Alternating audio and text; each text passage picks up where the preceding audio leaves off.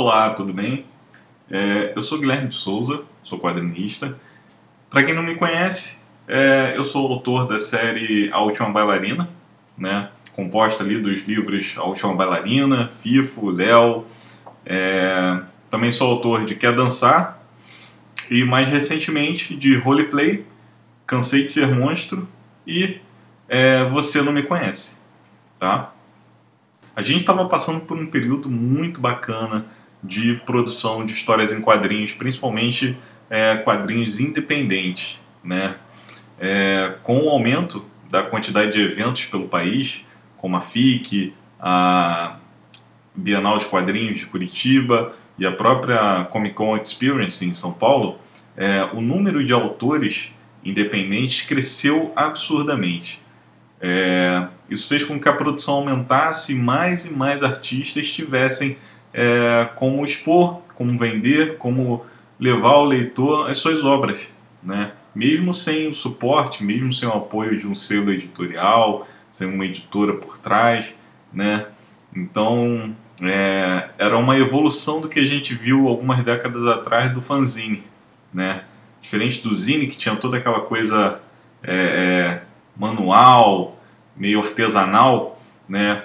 O que a gente estava vendo nos últimos 10 anos na área de quadrinhos independentes era uma produção que estava batendo ali de igual para uma produção profissional, né? O material que a gente via em eventos, né, na área ali de quadrinho independente, tinha coisa que deixava até muita produção profissional para trás, dada a qualidade do que estava sendo feito hoje em dia, né? Então esse era o cenário, um cenário que estava com uma produção crescendo cada vez mais, com um número de artistas cada vez maior, e isso a gente podia ver até quando era feita a chamada para as inscrições, né, para esses eventos, que o número de inscritos superava às vezes 3 vezes, 4 vezes mais o número de mesas disponíveis, de espaço disponível para esses artistas. E eram artistas de todo o Brasil, né? Antes a gente ficava muito concentrado ali na galera do Rio, de São Paulo, né? Mas de uns anos para cá, na última década, a gente viu crescer o número de coletivos, de artistas, né, que são de Brasília, que são do Sul, que são do Nordeste. Então isso estava muito bacana e estava sendo bem interessante acompanhar esse movimento, né, do quadrinho independente dessa última década no Brasil. Então, uma das coisas que eu comecei a ficar mais atento, antes eu não prestava tanta atenção assim, mas eu passei a ficar mais atento em editais de cultura, tá?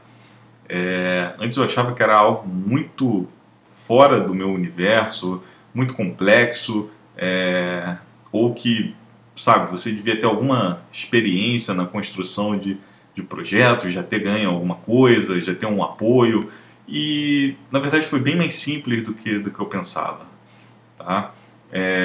Você tendo uma boa ideia, né, você estudando o edital, né, que aparecer, né, que couber ali para colocar um projeto de história em quadrinho, né, você estudando bem ele, vendo o que ele pede, né, você consegue montar um projeto que seja bem realista com o que você já faz e que tenha grandes chances para ser contemplado. No Rio de Janeiro, ocorreram muitos editais em caráter estadual e municipal, né, aqui no município de Niterói. Então, alguns amigos, ou eu e Thaís, né, porque alguns editais você pode se inscrever sozinho, outros fica visível que se você tiver uma equipe junto com você, a coisa anda melhor, é vista de uma forma melhor, né? Gera mais trabalho, gera mais funções para outros artistas de Niterói ou da cidade que você vive, né? Então isso faz diferença. Estudando o edital você vai perceber isso. Então assim, eu montei alguns projetos, né, e comecei a inscrever naqueles editais que eu achava que cabia, obviamente adaptando uma coisa ou outra para aquilo que o edital pedia. Às vezes era uma questão de prazo, os prazos podem mudar, né? para fazer uma história em quadrinho, às vezes é complicado, você tem um prazo muito curto, então você não pode fazer, por exemplo, uma graphic novel de 400 páginas se o seu prazo para entrega do produto é 3 meses ou 6 meses. É muito complicado fazer uma obra dessa magnitude num espaço de tempo tão curto, né? Então eu pensei em projetos que pudessem ser feitos num tempo hábil dentro do que o edital estipulava, né? E felizmente, né, a gente foi contemplado em alguns deles.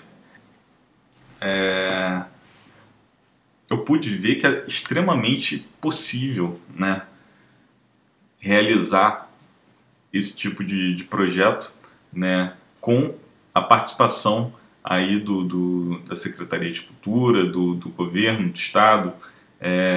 Você só precisa ficar atento a esses editais. Para isso, você pode seguir nas redes sociais a Secretaria de Cultura da sua cidade, do seu estado, né, da qual geralmente são anunciados, são ali divulgados quando esses editais vão acontecer, né? É bom você ter projetos já minimamente preparados para que você consiga inscrever algo quando esses editais estiverem disponíveis, né? Eu digo isso porque é muito complicado, logo assim que sai o edital, né, depois que eles lançam o edital, é difícil você só então ir preparar alguma coisa, né? Às vezes o tempo de inscrição que o edital tem é um tempo curto, às vezes pode ser um mês, às vezes 20 dias ou algo assim, né? E pode ser que seja um tempo que não fique hábil para você construir alguma coisa, porque o projeto, por exemplo, a história em quadrinho, para você inscrever no edital, ele vai precisar que você tenha algumas páginas prontas, alguns concepts talvez, né? Uns podem ou não vir a pedir o roteiro, né? Junto a isso, você vai ter que fazer todo o trabalho de defesa desse projeto, né? Geralmente eles pedem uma justificativa, né, os objetivos daquele projeto, se vai ou não ter algum tipo de contrapartida, às vezes contrapartidas sociais, né? Então tudo isso você precisa estudar, além, é claro, de orçamento, né? Você vai ter que ter uma planilha de orçamento, você vai ter que ter uma planilha com o cronograma de produção daquele projeto, e tudo isso leva um tempo para ser feito, tá? Leva um tempinho para ser produzido. Inicialmente, no primeiro projeto, pode parecer algo de outro mundo, pode parecer algo muito complexo, mas depois que você realiza, que você monta o seu primeiro projeto, você percebe que não é assim tão complexo, tão complicado você construir, montar, defender o seu projeto, tá bom? É só uma questão de dar o primeiro passo. Mesmo esses projetos tendo sido feitos através de editais de cultura, todos eles três tiveram pré-venda no Catarse. Catarse, para quem não sabe, é um site de crowdfunding, né, onde você escreve projetos em que as pessoas podem adquirir através de apoio, né, e mais tarde receber recompensas de acordo com o valor que cada uma deu, né? Então, cada um desses projetos teve o seu período de pré-venda no Catarse, no qual todos eles foram bem-sucedidos, atingiram a meta estabelecida. Isso fez muita diferença no nascimento do projeto, assim, na hora de botar esse projeto para o público, tá? Porque o Catarse, ele não serve só como pré-venda, né? Ou como venda, ou como financiamento do seu projeto. O Catarse, ele é uma ótima ferramenta de divulgação também, sabe? A forma, só dele estar presente no Catarse, né? Ter um vídeo, ter uma apresentação, né? Isso já chama a atenção de pessoas que frequentam o site e apoiam histórias em quadrinhos no Catarse, né? Junto a isso, tem toda a questão de você divulgar os seus projetos nas redes sociais, quando ele está em campanha. Então, se você tem Instagram, se você tem Facebook, se você tem Twitter, né, é natural que você vá divulgar que seu projeto está em campanha no Catarse e pedir o apoio das pessoas, ou que elas compartilhem, que elas deem uma olhada e que adquirem, né, que elas possam adquirir um exemplar, né? Então é muito importante, após a realização do seu projeto, após você ter inscrito ele em algum edital, ter conseguido ou não, mas se seu projeto ficou pronto, é muito importante que você divulgue ele nas redes sociais. Tendo ele uma campanha de financiamento no Catarse, seja de financiamento, seja de pré-venda, expor isso nas suas redes sociais da melhor forma possível, através de e-mails para conhecidos e amigos, né? E pedir que outras pessoas, conhecidos seus, compartilhem isso nas suas redes sociais, né?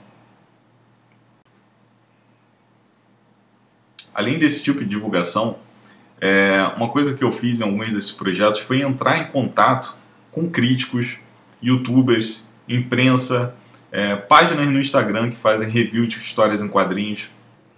Tendo entrado em contato com essas pessoas, eu enviei exemplares para eles, né? E posteriormente diversos sites, diversas páginas de Instagram fizeram reviews, fizeram críticas do trabalho. Isso serviu de divulgação de uma forma massiva praticamente, né? Fazendo com que o trabalho chegasse a leitores que antes não conheceriam, né? Então, se você tiver a oportunidade de pegar alguns desses projetos, pegar alguns exemplares das suas histórias, enviar para críticos, para sites, né? É bem bacana, pode ter um resultado bastante positivo. Faça isso, entre em contato com eles através das redes sociais, através de e-mail, explique um pouco do seu projeto e peça um endereço do qual você possa enviar de forma gratuita um exemplar para aquela pessoa, tá? Alô Brasil, alô mundo, olha só, ele foi lá e fez de novo. Guilherme de Souza, depois de trabalho de história, apresenta trabalho de ciências. E por que eu estou elogiando isso aqui? Já começo elogiando, porque é o seguinte, optar em fazer uma continuação nem sempre é uma coisa simples, ainda mais de uma história tão legal, tão divertida como um trabalho de história, mas ele consegue seguir a fórmula aqui e seguir bem. E seguir a fórmula, mas não copiando o trabalho que ele fez. Eu falo isso já já. Se na primeira edição a gente conhece mais a família do Tito, aqui a gente conhece melhor a família do Guto. Aqui também é apresentado um outro personagem desse grupo, um personagem com síndrome de Down, que é muito bem trabalhado pelo Guilherme de Souza. Fiquei feliz de ver esse personagem inserido, fiquei feliz com a forma que ele trabalhou esse personagem. Vai lembrar que é o seguinte, cara, eu não sei vocês, mas em 86 eu era nascido e tudo que a gente comprava vinha com uma lunetinha. Uma lunetinha porque o cometa Halley ia passar nos céus e todo mundo ia ver o cometa Halley. Bom, deu errado, ninguém viu o cometa Halley aqui no Brasil, mas é nesse período histórico que se passa aqui trabalho de ciências, quando o cometa Halley vai passar pela Terra. E bom, o que é legal aqui nessa edição que eu destaco é que quando, às vezes, na narrativa, você acha que o autor vai cair na mesma forma que ele usou no volume anterior, ele inclusive brinca com isso e muda a narrativa, e apresenta fatos novos. Então, sacações muito legais. Claro, mas eu não li o trabalho de história, vou me ferrar se eu ler esse aqui. Não, você vai poder ler de boa também. Pode pegar esse aqui tranquilo, que é uma história muito divertida, com esse espírito de filmes de aventura protagonizado por crianças da década de 80, né? Conta Comigo, Goonies, a pegada é essa, inclusive as referências também que ele usa aqui. Então, cara, delícia de leitura, o Guilherme tá desenhando bem pra caramba. Eu quero mostrar muito, porque essa história, assim, a cada página, coisas bacanas vão acontecendo. Então, é isso, cara. Cai dentro, sem medo de ser feliz, que Trabalho de Ciências é mais um excelente trabalho do Guilherme de Souza, um quadrinista que eu gosto muito. E se você não conhece o trabalho dele, sugiro você sair desse vídeo agora, já indo pro arroba dele e acompanhando as produções que esse cara faz, tá bom? Parabéns, Guilherme. Quero mais ver esse trio em ação. Qual é o próximo trabalho agora? Qual é o próximo dever de casa? Conta pra gente, Guilherme. Um abraço, uma boa leitura e até a próxima. Pessoal, aproveitando a deixa da volta às aulas, eu resolvi trazer um quadrinho aqui para mostrar para vocês que é o Trabalho de Ciências do Guilherme de Souza, isso mesmo. O primeiro foi o Trabalho de História e agora a gente tem aqui o Trabalho de Ciências, onde nós vamos ver esse triozinho parada dura se envolver novamente em uma confusão por causa de trabalho escolar. Acho que eles realmente não aprenderam a lição. Não, brincadeira. Aprenderam sim. Dessa vez eles fizeram tudo com maestria e antecedência. Mas tem aquele ditado, né? Quando a esmola é muita, o santo desconfia. E é claro que isso não ia ficar assim e alguma coisa ia dar errado. Ainda mais nessa aventura, a quem trabalha de ciências, nós ainda vamos ter uma nova adesão nesse grupinho. Isso mesmo, o Theo, um garotinho com síndrome de Down, super fã de He-Man, que manda muito bem nas filmagens. Ele vai ser o herói dessa edição. É ele que vai ajudar a tirar essa turminha dessa nova confusão que eles se enfiaram. E eu vou te falar, nesse trabalho escolar feito pelo Guilherme, seja de qual matéria for, essa veia pro humor que ele tem é o que torna esse quadrinho super natural. Ele leva o quadrinho numa fluidez fora de sério. Sem contar as referências, que eu, como já falei na edição anterior na matéria do Yellow, é uma das coisas que eu mais amo. Principalmente por essa ser uma história que se passa aqui no meu país, o Rio de Janeiro. Ainda que seja uma história contada lá na cidade de Niterói, são características muito únicas, sabe? Que trazem muita familiaridade pra mim. Outra coisa que eu tenho um apreço gigantesco são essas referências dos anos 80 e 90. Eu sou uma criança dos anos 90, eu cresci com filmes, música, cinema, todos dos anos 80. Naquela época a gente não tinha essa instantaneidade de agora, não. Então eu tenho uma mega paixão por essas referências até hoje. E eu não consigo deixar de pensar em referências como o filme Conta Comigo. Sabe, é algo que o clima super se encaixa aqui em Histórias e Ciências. Só que pelo clima, né? Porque o que a gente tem aqui é totalmente original, é totalmente nosso. Desculpa, Guilherme, essa história agora é do povo. E mais uma vez eu tenho que dizer pra vocês que se essa daqui não fosse uma história de humor tão leve, gostosa, essa arruaça dessas crianças iria se transformar em uma tragédia. Eu entrei em desespero lendo, mas em seguida eu lembrei, hoje não, Faro, não é dessa vez. E será que depois disso outros trabalhos escolares virão? Quem sabe um trabalho de matemática, aquele mais assustador para as crianças? Bom, pra mim também. E é isso, se vocês gostaram, não deixem de conferir também a minha resenha do trabalho de história lá no site do Yellow. E não deixem de conferir aqui o trabalho de ciências, que eu tenho certeza que vocês não vão se arrepender. É uma história super divertida, cheia de referências legais e é pra toda a família. Pode ficar tranquilo, espalha pra todo mundo. Até a próxima. Você provavelmente vai pensar em Stranger Things quando se fala de crianças se aventurando e passando por momentos aleatórios. Mas hoje a gente vai falar de Trabalho de Ciências, quadrinho desenhado e roteirizado pelo artista Guilherme de Souza. E aqui a gente vai ter a história de 3 amigos que precisam entregar um trabalho de ciências para ganhar ponto na média, mas eles acabam perdendo esse trabalho e aí eles têm uma ideia para recuperar a sua nota. O cometa Harley vai passar e eles vão até o alto de um morro em Niterói para conseguir filmar o cometa e conseguir a nota máxima. Mas no meio do caminho eles vão ter que lidar com vários problemas, incluindo valentões, uma seita maluca, momentos que vão te lembrar Scooby-Doo, bullying, preconceito e relações familiares, num quadrinho que consegue juntar tudo isso de uma forma séria, mas ao mesmo tempo muito divertida, muito legal.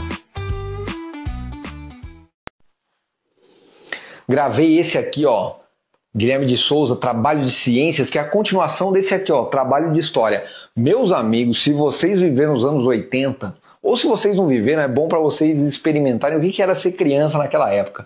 Isso aqui é simplesmente fantástico. Não se deixe enganar pelos personagens fofinhos desenhados na capa, meus amigos, porque isso aqui tem uma história mas muito legal de ler, muito divertida, e eu adorei a colorização desse negócio, que é tipo do outono, assim, eu acho fantástico isso aqui.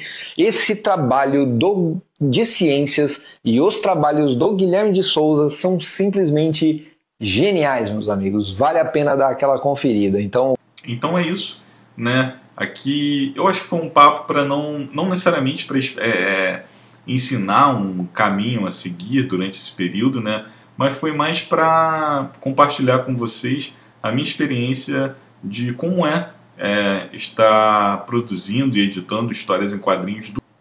Várias coisas que eu disse aqui podem não se aplicar, ou ser diferente, né? Dependendo do artista, dependendo até da cidade ou do estado que você mora, né?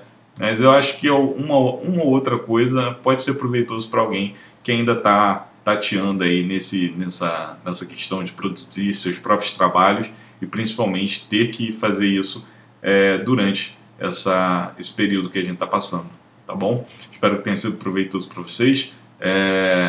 Me sigam nas redes sociais, estou no Instagram, guilherme.desouza, né? E quem quiser adquirir alguma das minhas obras é só procurar pelo site da Corja dos Quadrinhos, Corja com K. Tudo bem? Então, um forte abraço e até lá!